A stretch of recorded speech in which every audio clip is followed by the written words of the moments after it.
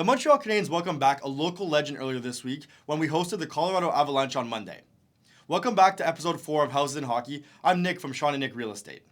So we're just past the halfway mark of the season with 44 games played. We are currently 19, 18, and 7, which is good for 45 points, and we're on our first 2-game winning streak since December 18th. The Montreal Canadiens have been looking pretty good to start the new year, with a couple bright spots as always. I think Jaden Strubl's looked phenomenal. He's looking like he's going to be a strong NHL defenseman for years to come.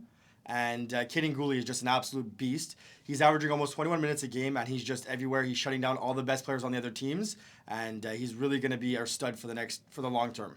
Juraj Slafkovsky has looked really good on the top line. Playing with obviously two smaller players in Suzuki and Caulfield, he seems to be winning every puck battle and giving them much more opportunities and opening up the ice for them. Not to mention, he's been excellent defensively, and he's been playing really well in all aspects of the game. Another bright spot on the Habs is Sam Montembeault, who's been excellent in nets. With 5 games played so far this year, he's currently got a save percentage of .929, and he's really the contributor to us getting more points and push us closer to a playoff spot or further away from a high draft pick.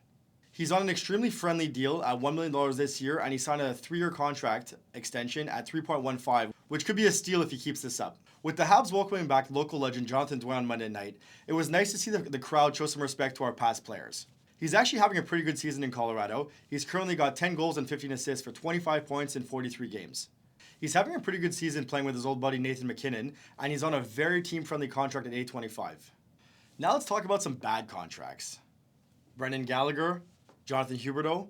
Both these guys have quite a bit of term left on their deals. Huberdeau having 7 years at $10.5 million, and he currently has 23 points this season.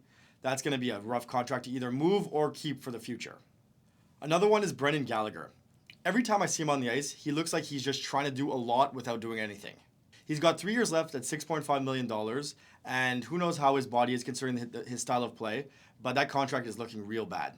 And lastly, we might be a little bit premature right now with the NHL trade deadline being March 8th, but I do think the Habs have some key pieces that we could move to try to either acquire some draft picks or some young assets. As we discussed in the last episode, I think Sean Monahan is really showing his value, and his contract is extremely friendly, so should be able to move it for hopefully a first-round pick or a little bit later of a pick, second or third, and a higher-end prospect. Next is Jake Allen. We've been in talks of this for the whole season, considering the Montreal Canadiens are rolling the 3-goalie system, which isn't ideal.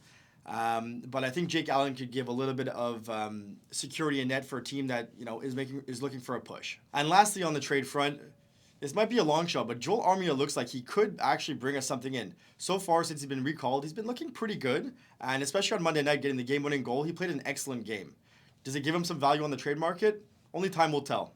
Thanks for tuning in. We'll see you in the next episode.